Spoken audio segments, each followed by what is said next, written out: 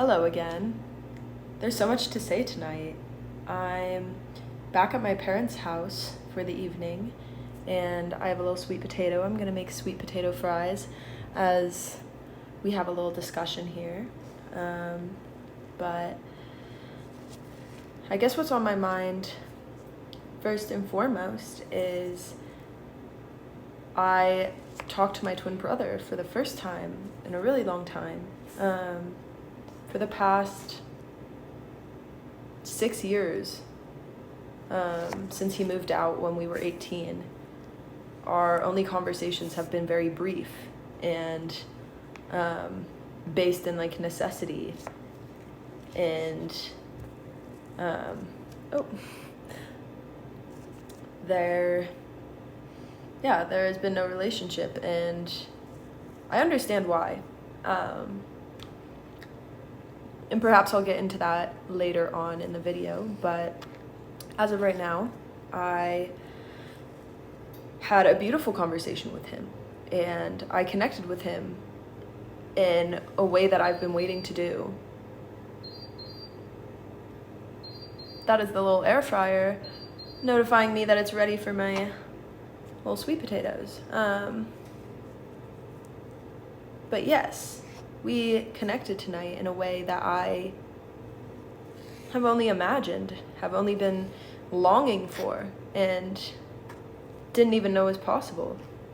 And I'm so grateful for it. And without sharing too much about him or his situation, I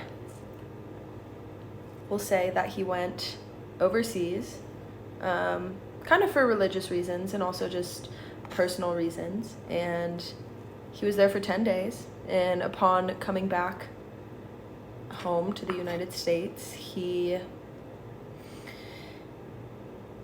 was a lot different than how he's ever been. And my parents were scared that he was manic or that something was out of balance chemically in his brain, and I've been really scared for him.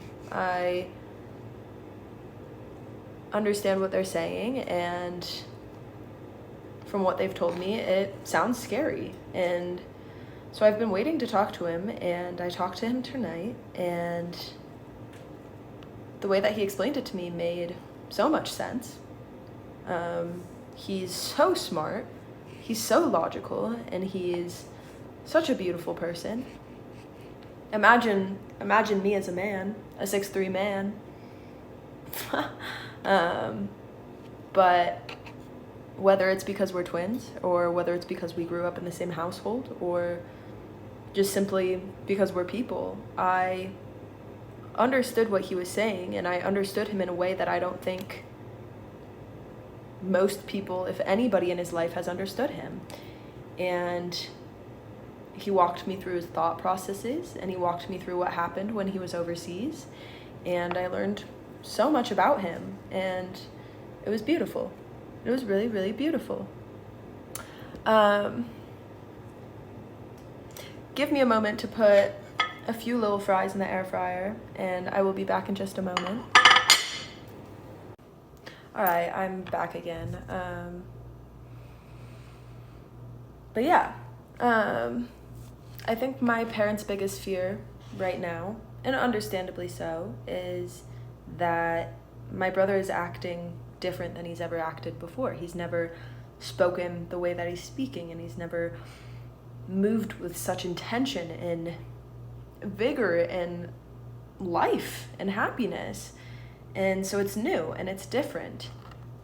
And that doesn't necessarily mean it's bad, which is what I gathered from him tonight, because he is so motivated to live. He is so motivated to find joy and happiness in this life that is his, because in a way we have been trapped in our parents' pain and our parents' cycles. And that's not to blame them, because that's what generational trauma and generational pain is. So I understand my parents' fears, and I also understand my brother's desire to finally start living the life that he wants to be living for himself. And when we were talking tonight, he was like full of emotion, and there was a lot to say, which I understand. And I'm grateful that I have a mind which is so understanding and so patient and so willing to see other people's perspectives, because he thanked me for not thinking that he's crazy. He thanked me for seeing him as he is, and I do. I really, really do. And so I guess I'm stuck a little bit at a crossroads right now, because I hear what my parents are saying, and they want to get him help, and they, their number one desire is to make sure that he is safe. And as a parent, what else do you want for your kid? And sometimes a parent's view of what is best for their child is not actually what's best for their child. And that's where it is complicated and nuanced, and there's a lot of uncertainties. And especially because we are adult human beings now, we can choose what's best for us, even if nobody else in the world agrees with it, even if it isn't best for us. We can make our own decisions, and it can be scary. And I trust my brother to do what he needs to do to live the most fulfilling life that he can. Because what else is the point of life except to live it? And if there's a place in the world where you feel such vibrancy that he is feeling right now, and if there's a place in the world where you feel alive and where you feel a purpose, go to that place, be in that place, no matter what. And it may be selfish, and it may ruin the plans that other people have for you, or it may make them see you in a different light, but don't ever, I never, ever, ever, ever want him to cloud this beauty that's within him, this love and this desire to be alive and to build this life of his, because I know that he will build a beautiful life. He's so smart. He's so smart. And I'm so happy that I saw this side of him tonight, because he's never talked to me like this before. I've never known him before, and he's never known me. And yet he saw me too. He knows that, even if we haven't talked in years, he knows that I'm just as vibrant, and I'm just as beautiful, and I'm just as smart. And we're whole individual people. And that's a beautiful thing. It's really, really weird, and also really, really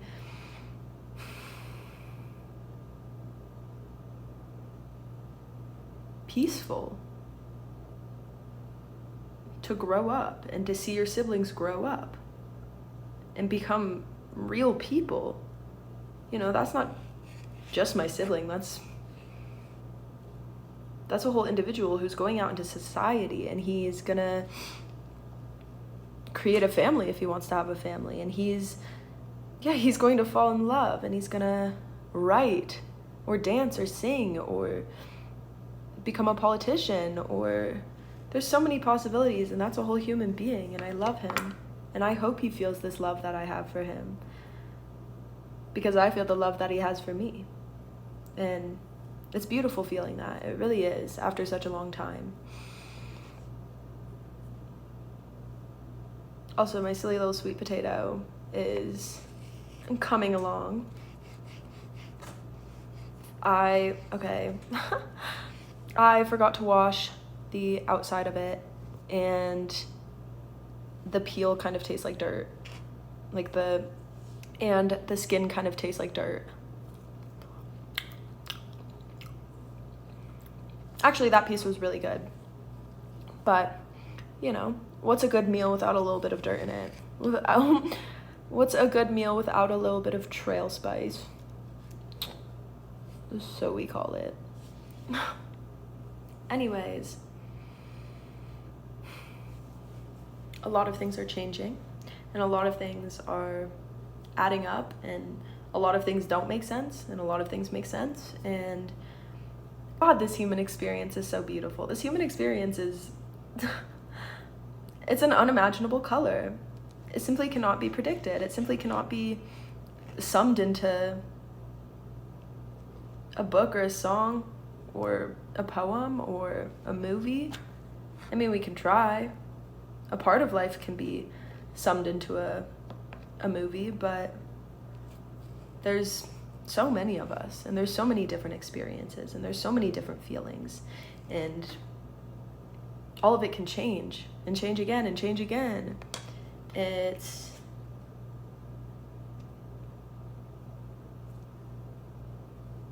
so unexpected, and somehow we're here, and I'm so grateful to be here. I'm so grateful to be on this bus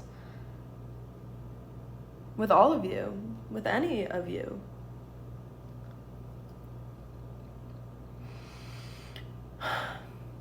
It's a trip. This is a trip in itself.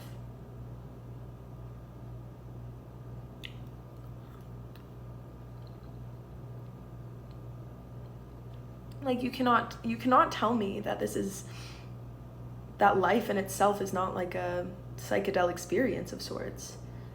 Because we have DMT in our little brains, and when we die, the DMT releases itself. And that's not to say that this is a DMT trip. It could be, but the way that life ebbs and flows, and I suppose you'd have to have done shrooms to like understand the way that like the feeling that I'm getting in my body. But whether you've done psychedelics or not, this life is a trip. It's a trip, and I'm so grateful to be on the bus and to be riding the, I don't know,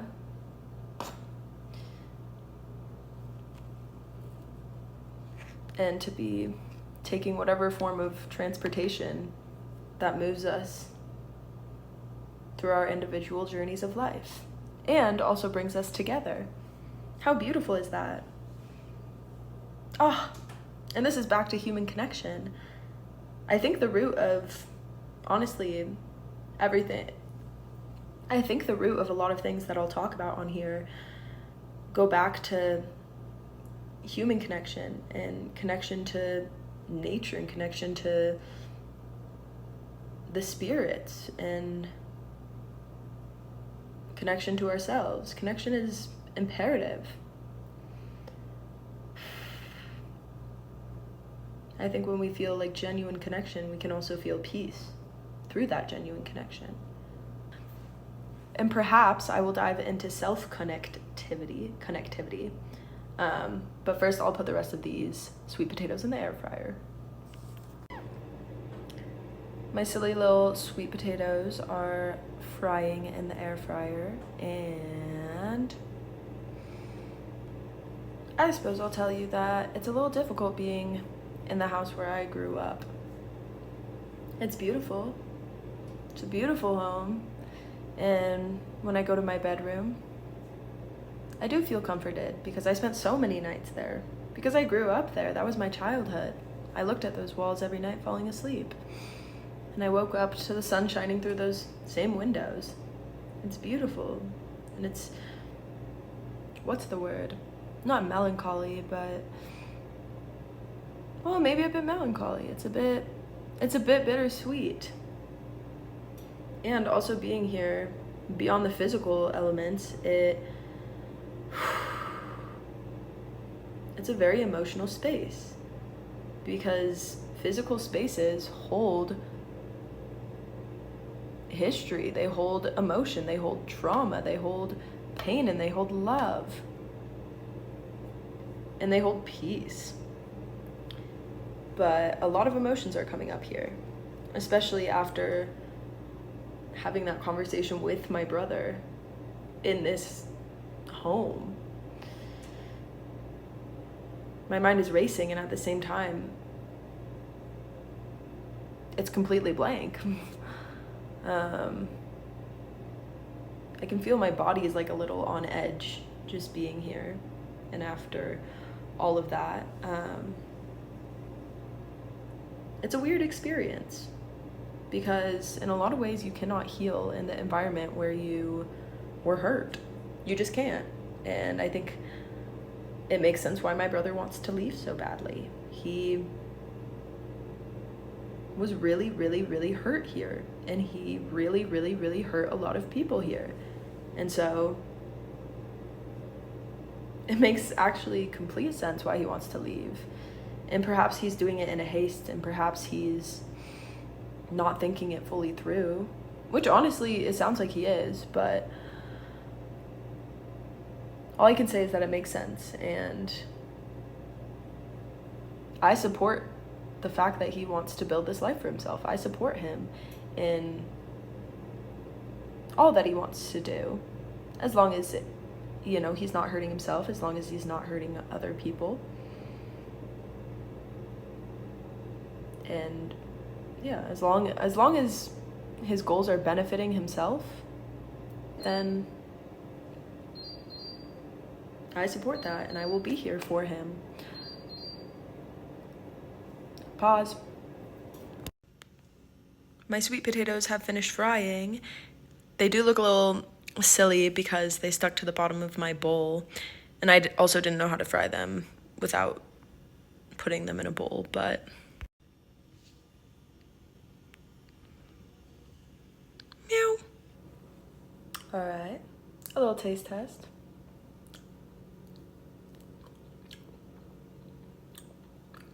Pretty crispy. I put onion powder, a little bit of ginger, and some parsley on them. Pretty damn good. Could be like a little crispier, but honestly not bad. But now I'm thinking that, you know, it would be really nice to have a little sauce to dip these in. So honestly, honey sounds really good, because like sweet potatoes and honey, phenomenal. But you know what sounds maybe better? Honey mustard. So we're gonna try and make honey mustard, which I assume is just honey and mustard, right?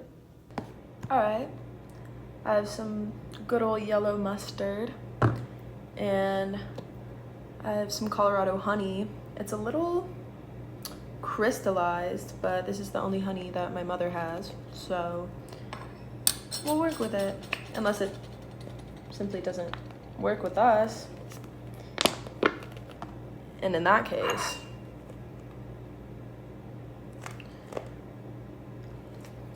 maybe I'll heat it up. Okay, let's try that again.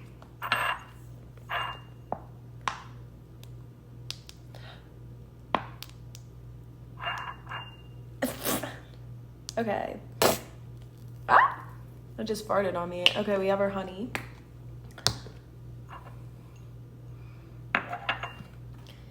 And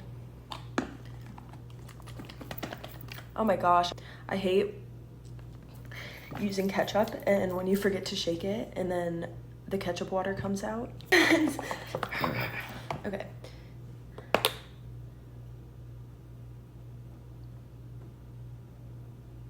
A little bit of mustard. I'm sorry, I stopped talking about our topic of conversation. Oops, the video cut out. But here we have a little bit of honey, a little bit of mustard. I assume that it's a 1-to-1 ratio. Maybe I'll add a little more mustard. But yes, I have diverted from the topic of conversation because I'm so I'm focused on making these sweet potatoes. I also will mention that before making this, I did take an edible. I kind of forgot about it, but I don't know if it'll hit during the video. I don't know if it'll hit after. I don't know if it'll hit at all. I didn't take very much, but I guess we'll find out. And then these sweet potato fries will fucking hit if it does. Anyways, let's try this. Some sauce. Okay, okay.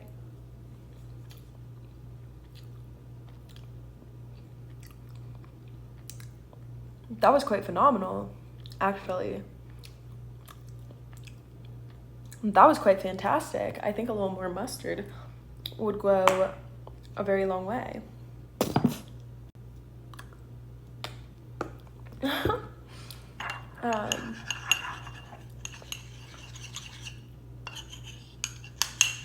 But yes, I do not have the same train of thought as before, but I'm working at an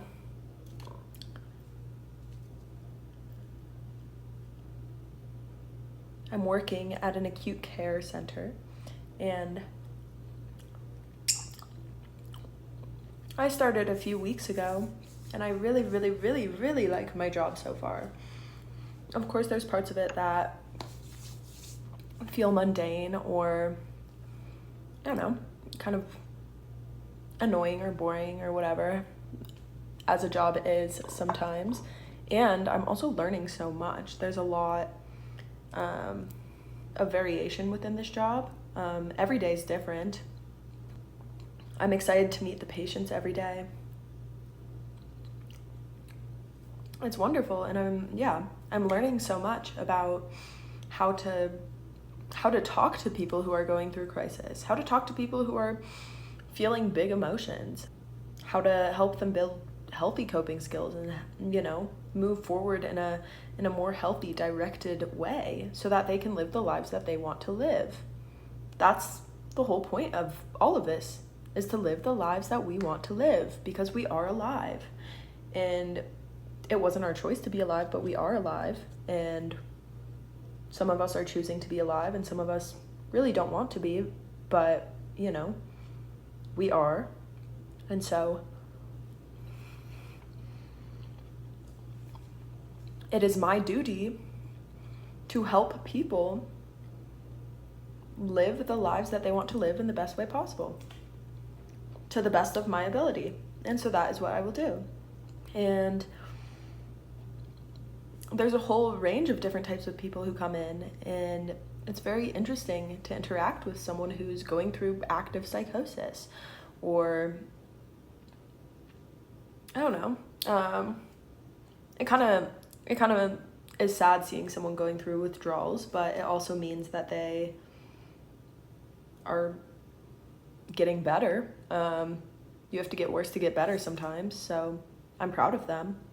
And it feels really nice to be able to support someone, and for someone to say, hey, you supported me and I'm doing better now, thank you. It feels really, really good. Not only for me, but for them too. It feels good all around. This is a good thing we're doing. And of course, you know, some of the systems and practices don't fully align with how I would do things, or how I would run a psychiatric hospital. And at the same time, a lot of the systems are phenomenal. Our number one goal is safety and health. And we do a fantastic job promoting both. We have really good procedures for keeping ourselves safe and for keeping all the residents safe. We have, you know, procedures for how to talk to people, and we have so many resources, which is incredible. And everybody in my team, every single person that I work with, is compassionate and personable and smart, and is there for the same reason, which is to help these people, so that they can integrate themselves back into society, and live the lives that they want. And so I think, you know, I think I'm explaining this to you because, you know, my brother is having a unique internal experience and unique thought processes, and they're still organized and logical. And I have an understanding of these things because I work with them and because I'm attuned to them. And it's quite damn beautiful. I'm grateful that our country has improved and evolved and strengthened our mental health services to help people who need it. Also, I know that my videos are unstructured and spontaneous and maybe all over the place. And that's how I am as well. So I'm not gonna make them any differently. And I'm not making these videos for anyone in particular. Honestly, more for myself and for documentation purposes. And if someone wants to watch, I appreciate your support and your perspective so much. I appreciate you so much. And, you know, if there's anything anybody wants to see, then I'll take that into consideration. But for now, it feels really, really nice to just talk and to process things and, I don't know, to see myself as I am.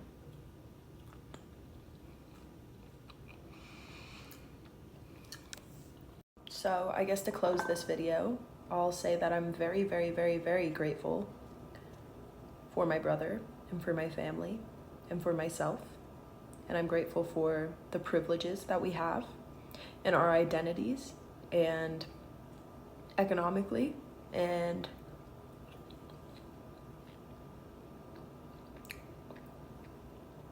I'm grateful to have health. I'm grateful to have fresh food and clean water and clothes and friends and love.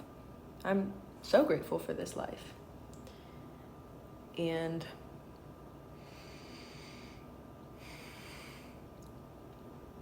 in the same way that I help other people learn coping mechanisms and utilize them, I have to do the same for myself, whatever that looks like. And yeah, I'm grateful that I came here tonight, and I'm grateful for what transpired, and I'm grateful to have the technology to speak so freely. And yeah, I guess that's all. I guess that's all for tonight. Also, yeah, honey mustard is stunning. Honey mustard is fantastic. Might be the best condiment, because at this moment I can't think of a better one. I do like Cholula sauce though. Anyways, good night and ciao.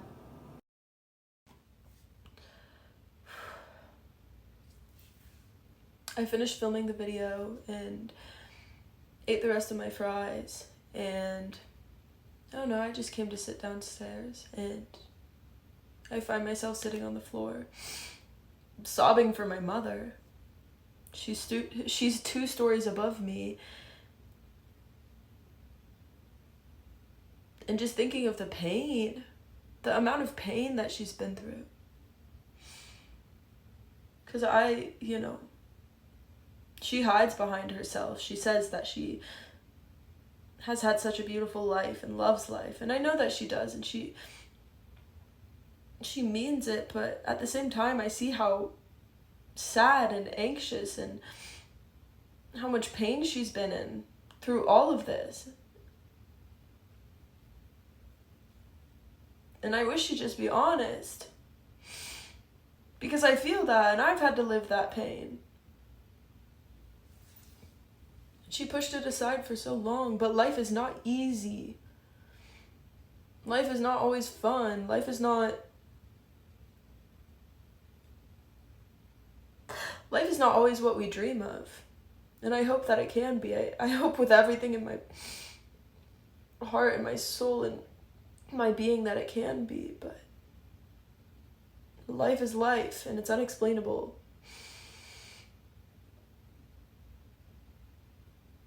And I know that when she was a little girl, when my mother was my age, she dreamed of having a beautiful family. She dreamed of growing old with a beautiful husband and having beautiful children. And I know the sun was shining, and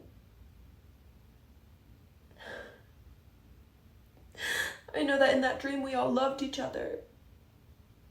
And we spent time together, and it all made sense, and it was worth living for. course it is. She's still beautiful, and I'm still beautiful, and so is my brother, and so is my father. And I know that she didn't dream she'd be laying in bed with a mask over her face to help her breathe, and a body that's weighing her down because she's so stressed that she can't stop eating. I know she didn't dream of that, and I want to fix it all. I want to change it all because I've changed it for myself. And maybe I only had the opportunities to do that because of all the pain that she went through. And it breaks my heart, and I just want to hold her and love her. And I will when I have the opportunities to do so. And sometimes it is really hard to love her because she pushes people away, and she is stuck in her own little world. Whether she will admit it or not, she's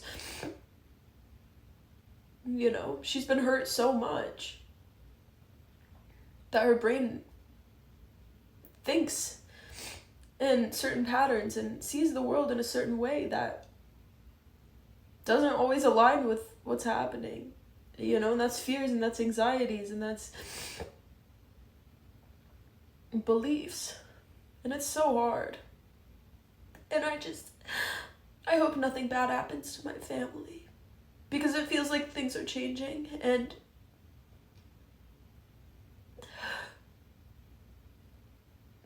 I know so many people go through this. This is what life is. You lose your parents, and maybe your parents lose you, and you lose people you love, and you gain people to love, and it's just so much. And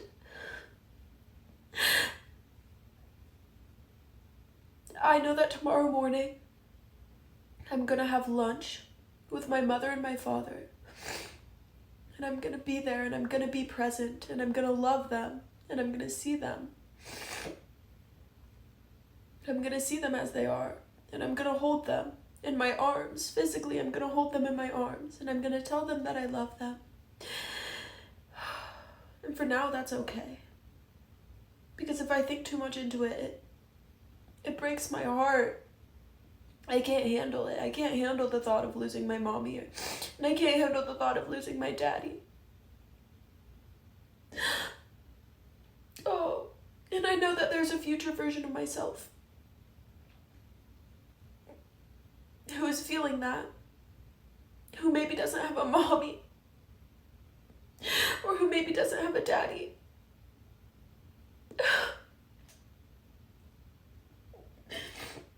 And I love her so much. She's so strong.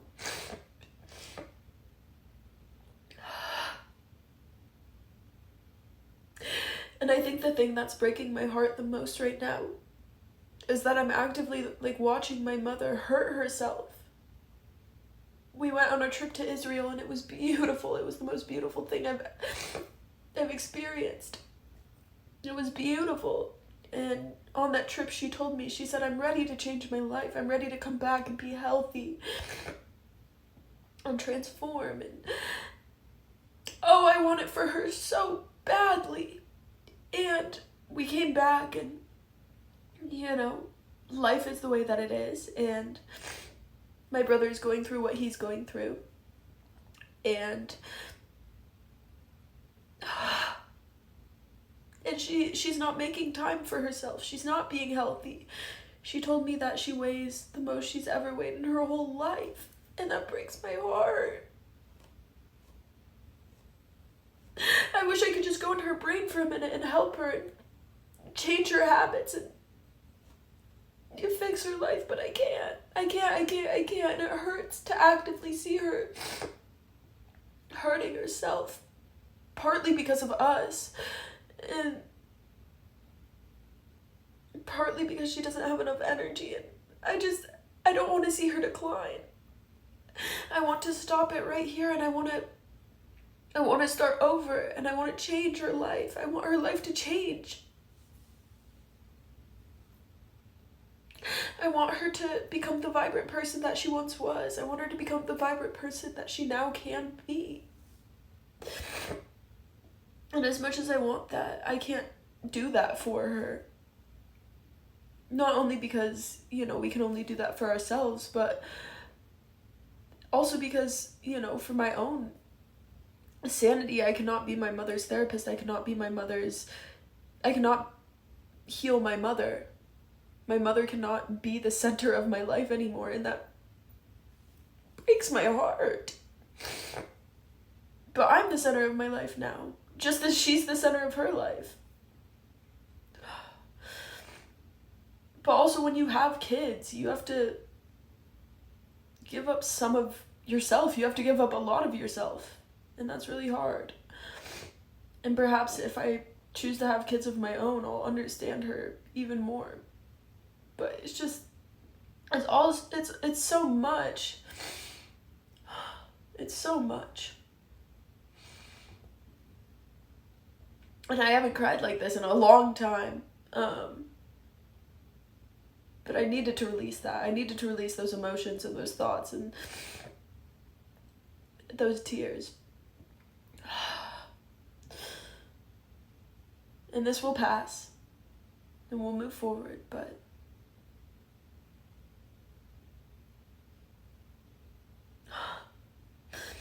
this deep-rooted love, it remains.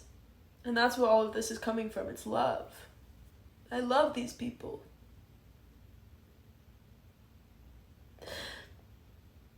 And in the same way, it probably hurt them to see me hurting myself when I was younger. It hurts me to see them hurting themselves.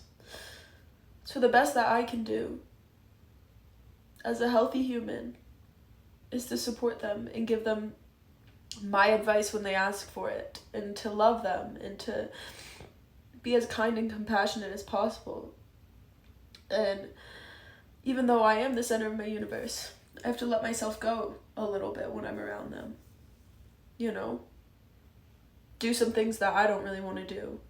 But if it helps them, then I'll do it. Anyways, the video's about to end, so I'm grateful that I'm here right now. And yeah. Ciao.